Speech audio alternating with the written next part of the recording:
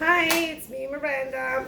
So what I'm going to be doing today is, because we're in a lockdown, right? The salon is not essential, and we've been having a lot of requests for people for take-home color kits, and then a lot of people are asking on how to apply, and I've been trying to verbally describe it. But what I'm going to do here is a quick tutorial on how to apply your color at home.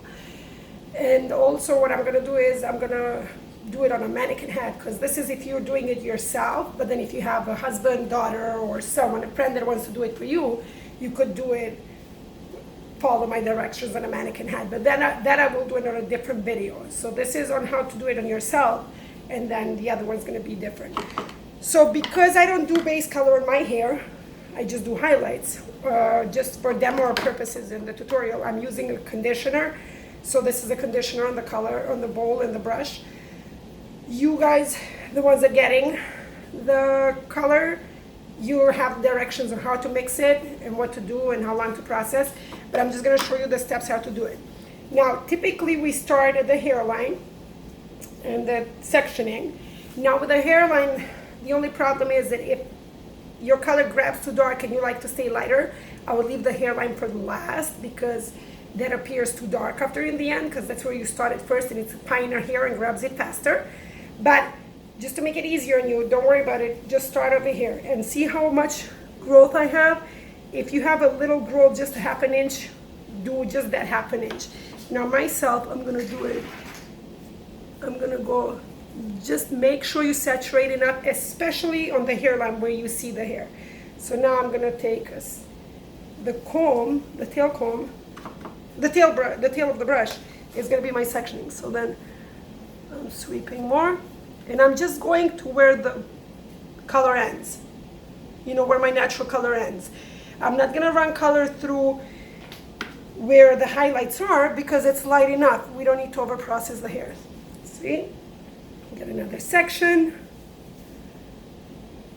Do thin sections, just because you want to make sure you have even saturation everywhere, because if you don't, then you're going to have, we call them the holidays, when you're missing color applications in spots, dry spots. Okay, so that's it. So for the color, there is the So Color, the traditional color. Even if you're missing few spots, it's more forgiving. Where if you're using the ammonia-free color, the one that it's thicker in consistency, that one doesn't forgive. But the other one, you have to more kind of tap the color and leave a lot of color in your hair. Where the So Color, you can kind of do more like a sweeping circular motions.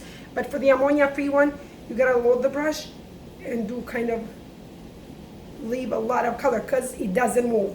It doesn't forgive you. If you have a dry spot, it's gonna be dry spot.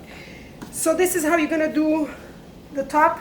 That's where my main concern is. The top, you come all the way to down the ears. When you come to the crown, what you want to do is load the brush and do that same thing. Lift the hair up. See? You see to where I'm going? I haven't applied color on myself, God, 10, 11 years. This is interesting. I haven't done this in years and years and years. I used to do it before I became a hairdresser, once in a while on myself, and just the toner, but base color, because I've been doing highlights for the past 10 years. Okay, so that's it. Now, if you're not getting everything here, don't worry about it, as long as you get the crown, because that's where the separation is. So make sure you get that portion there. You could even go this way, separate the half, and then just do that on the crown. And then, if you're missing here, it's no big deal, because no one's going to see you. But what you want to do is lift your hair up, load color up, and go around the hairline. So when you're putting your hair up, you have color everywhere, matching color. So go around the ear. So color, the traditional one, where that I gave you the directions, that's gonna be the 45 minutes processing time from when you're done with your application. Though, if it took you half an hour, 45 minutes to apply, don't wait that long, because it's not gonna hurt your hair. I'm gonna repeat, it's not gonna hurt your hair, but what's gonna happen is if you're going from like to covering gray to a darker levels, if you're like a medium brown, darker brown, it's gonna go darker. But if you're going lighter and you leave it too long on the hair, chances are that that hair is going to start looking orangier and stuff, so we don't want that. That's why at the salon we're very punctual, everything has to be timed in minutes, and we work the speed that we do work on. But this is overall how we apply the color. Hope this was useful, and then if you guys want and you feel like the roots are going to be too dark, or you just want to refresh it, if I ever paint anything on you, you could easily just do that. But I would prefer not to, because even for that I mix different color for the mid-shaft ends. But you could kind of damp it in the shower and just kind of smudge it, and we call that soap cap, just to kind of neutralize the rest of the hair and give it a little shine, because even though it's a permanent color, it still has conditioning agents and it gives shine to the hair.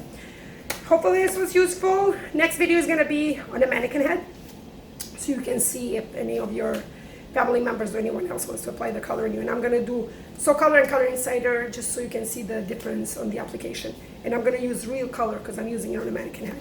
I don't want to do that to my hair. Take care. I hope to see you at the salon soon. Bye.